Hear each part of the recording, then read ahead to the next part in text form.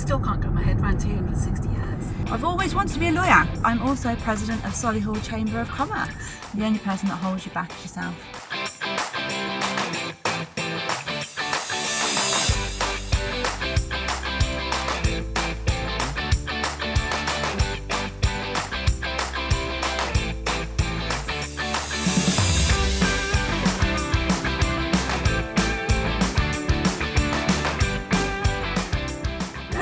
Let's go.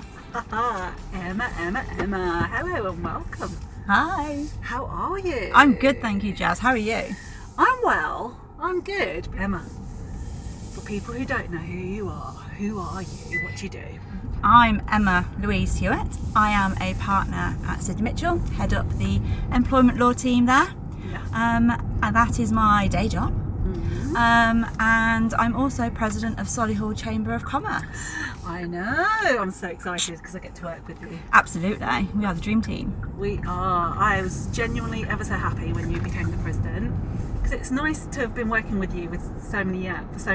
Yes. And then seeing the ideas you've got, and for you to be more recognised for what you do. Yes.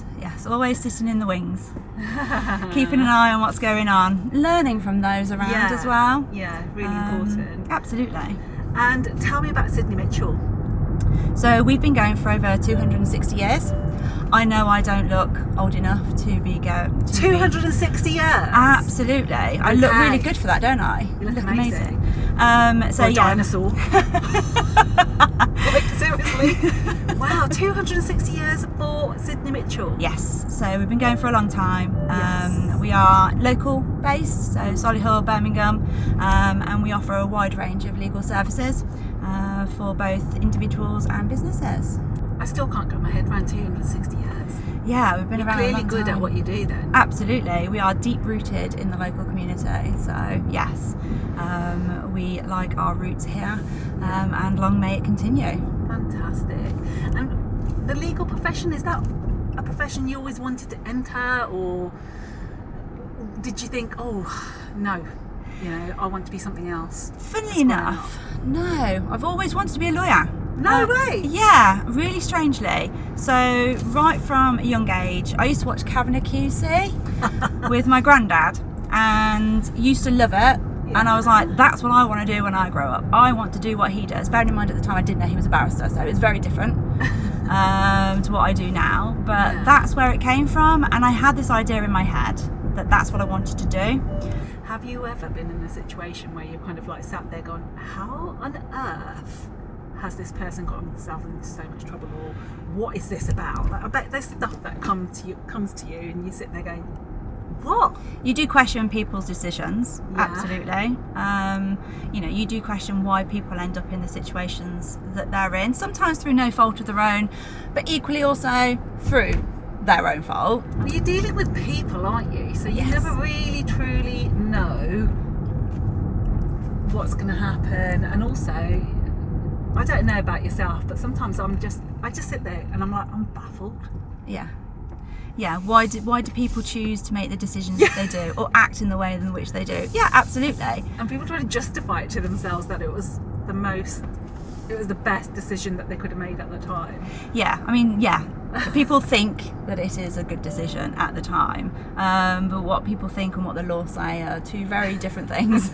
It's how you interpret it. Absolutely. It's in the eye of the reader. That's why there's always two sides to every argument. Absolutely. So, the president of the chamber, how does that feel? It feels like a big responsibility.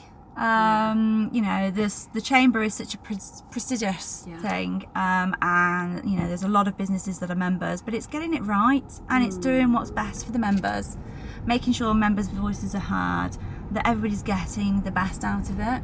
What's the one thing that you really love about Solihull? Solihull is geographically, it's the best place to be on the map. We are well connected.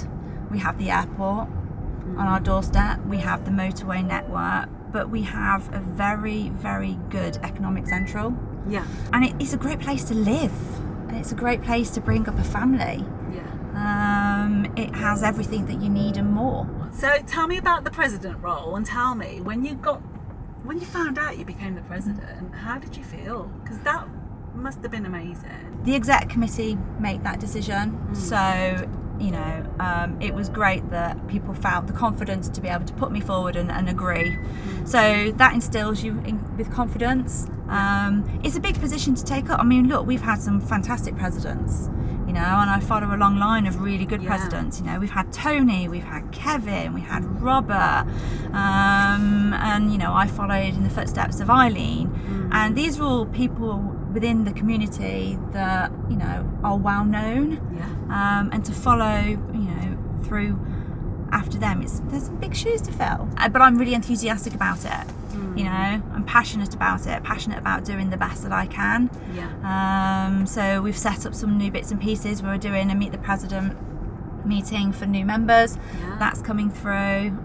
So the first one of those is at the end of the month, so we're going to do that monthly. So there's lots of new things that we're initiatives that we're bringing out. And you're focusing on certain areas as well, aren't you? Absolutely, yeah, which is important. The Chamber is a membership organisation, and so it should all be about the members. So, we want to attract new people. Of course, everybody wants to broaden their networks. We want to retain members, and we want to make sure that members are engaged. So, there's lots of different areas that we can focus on, as well as ensuring that the education sector's not forgotten about, because they struggle. They struggle to engage with businesses. It's always been a struggle though, hasn't it? Absolutely. Always. And I've worked in the education sector for many years, and there's a real disconnect sometimes, and the lack of knowing how. I struggle because when I was training or when I was looking, work placements were hard to get, but not impossible. Whereas now it seems impossible. It's hard. Really impossible for the youngsters to get a foot in the door. So that's something that we really need to work on to try and change. And resources are limited. People don't work in the office anymore. So there are lots of things that have changed, which may be affecting how businesses can engage with education. How important would you say networking is in your profession, and how much has it helped you? You start your networks off quite young. You don't realise you're doing it because you build relationships. And I love people. I like talking to people. I'll talk to anybody. And I managed to get my training contract because of the connections I built in a pub that I worked in Solihull when I moved to Solihull. No. Yeah. So I used to work at the Field House in Monk's Path, pulling pints behind a bar and waitressing. And one of the guys I used to serve regularly, I used to come in with his friend on a Thursday. He used to have a chicken breast, jacket potato, and peas. You still remember that? I do. And I, served him for a long time. And then I applied for a speculative position after I qualified to a firm that he worked at. He saw my CV and thought, I think I know her. And, basically got me my first qualified position in a law firm. Wow. But my training contract I got because I met a lady at the same pub, built up a relationship with her, and she said, why don't you apply to the firm that I work at? She was a receptionist. She said, I'll put in a good word for you. So I did. I applied, I did some paralegaling, and then they offered me a training contract. What would you say to your younger self? Believe in yourself more and have courage in your, in your abilities and what you can do.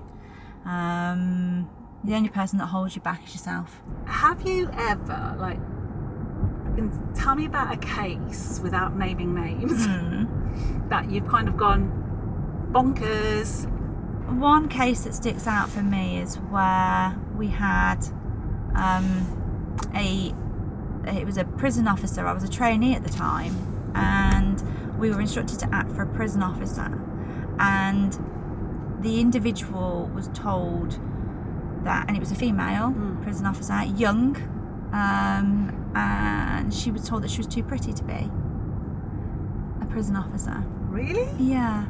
And some of the comments made to the individual were just like, well, why would you say that? Yeah. Yeah. That was one that really got me. It was an interesting one because, you know, she was engaging in a career where not many people of her age, gender, race would typically enter. Yeah. But because she was pretty and, you know, attractive, comments were made. Do we really live in this world? Yeah. I mean, that was a good few years ago, but it still happens today. What was your first car? When did you first start driving? Ooh, my first car was a Ford Ka. Really? Yeah, it was a little black Ford Ka. Got me to university and back on a number of occasions. So yeah, that was my first car. Loved it. It was great. It was a little bubble.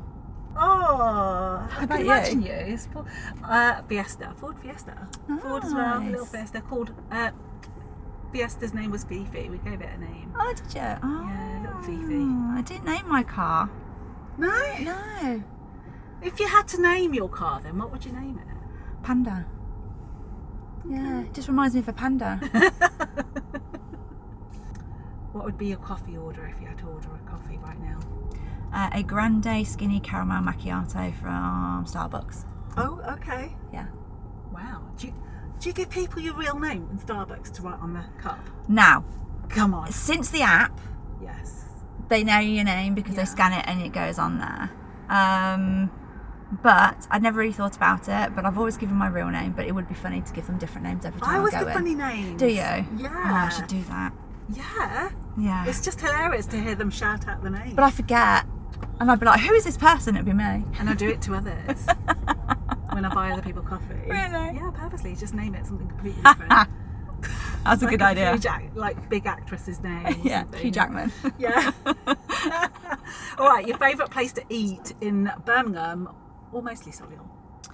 Take a pick. Ooh, a favourite place to eat. You've named a few. In Birmingham or Solihull? Yeah. Oh, okay. So Birmingham, my favourite place to eat was Six by Nico. Nice. Which one did you go to? What was the menu? It was the Moon? 80s. Oh, okay. It was the 80s one. Yeah. Yeah. So that was really good. Early start or late finish? Early start. Heels or flats? Flats. WhatsApp voice note? Person or a texter? Ugh, texter. What's your biggest pet peeve? Bad manners. Yeah, I'm with you there. Yeah, bad manners. If you had to swap jobs with somebody, who would you swap jobs with? Don't know whether I'd swap jobs, but I would probably look at doing something in the health and fitness industry. So, Well, let's make it more interesting. Who would you swap jobs with on the board? ooh, on the board. Yeah. Ooh, okay. So, maybe Tony. Yes. Yeah, maybe Tony Alvin, Mr. Touchwood himself. What would you do? What's the first thing you would do in his job? I would go and swap the shops around. Yeah. Probably, yeah. I'd probably go and create a little bit of mischief. I would move the information desk. I know they can't move it again because I've only just remembered where it is. It used to be I'd in the move middle. it again. Now it's at the end. Yeah, I'd actually move Tony's office. I'd move Tony's office to the information desk. Yeah. Yeah. So you can be readily available for I'd mess everybody. around with the lift numbers. Oh, Emma! Here we are. Back have again. arrived. I've got you back safely. So out of 10, what are you going to give me for my driving? 10 out of 10, of course. Are you sure? Absolutely. I saw you go a few times. Oh, what's she going to do? No, not at all. Oh, it's been amazing. Thank you so It's been a much. pleasure. Oh, thank you for having me. My pleasure. Mwah.